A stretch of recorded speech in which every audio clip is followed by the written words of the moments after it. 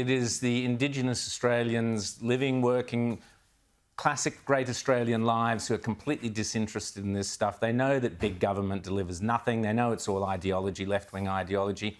One of those who was a strong supporter of The Voice, in fact, she claimed to be untethered when she heard the results of The Voice.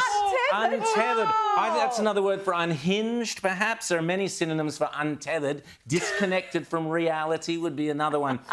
They've picked her as our new Governor-General. I'll be talking about this appropriately in Clown Show later on in the show today. But Sam Mostyn was Albanese's pick for the new Governor-General, James. Your thoughts? My thoughts? Well, I mean, I've got a few thoughts. I know you'll be covering this a bit later on in the programme, Rob, but let me just say that I think that it is absolutely remarkable that we now essentially have the Governor-General for Human Resources here in this very high office of the land. It's really remarkable to me, a couple of things, though.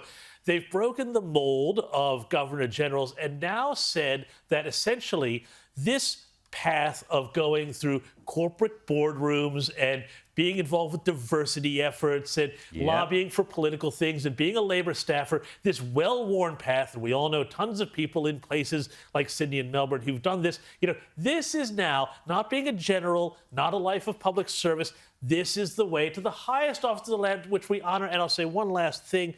We are heading potentially towards a hung parliament at the next election. The advice of the Governor-General will be crucial. It is absolutely crucial that that office be held by someone who is seen to be above the political fray. And I'm afraid that is not Sam Mostyn. An advisor to the Teals, Labour Rita? staffer, someone who has been a leftist activist across the board, whether it's global warming, whether it's gender quotas, whether it's The Voice, who has been so political, always on the left.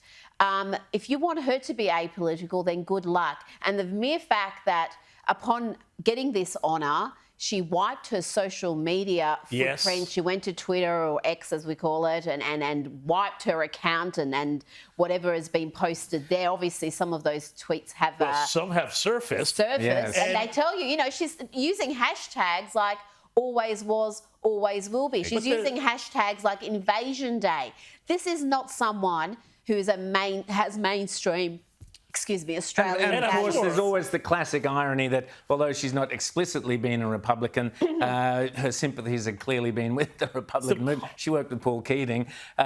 Just now the Governor-General is just laughable. Well, one other thing, too, is, you know, I have spoken to MPs on both sides of politics about this, and there are some Labour MPs out there who are not thrilled with this choice at all, including one who said that this person had a career in essentially corporate greenwashing and that they were somebody that big companies would put on their boards to create this sort of impression that they're doing diversity and inclusion, while in fact, you know, they're doing all the other things that they do. This is something Janet Albrechtsen wrote a brilliant column about throughout the week, about how there's this select group of women who put themselves or get elected to boards, and they're very carefully guard those positions. There's a very small number, but it gives the corporates a way to say, oh, look at our board, look at the diversity and the gender targets we're meeting. So it's something that serves them well. Whether it serves the sisterhood well is another question entirely. Whether it serves Australia well is another question again. Well, that's, I think, obvious.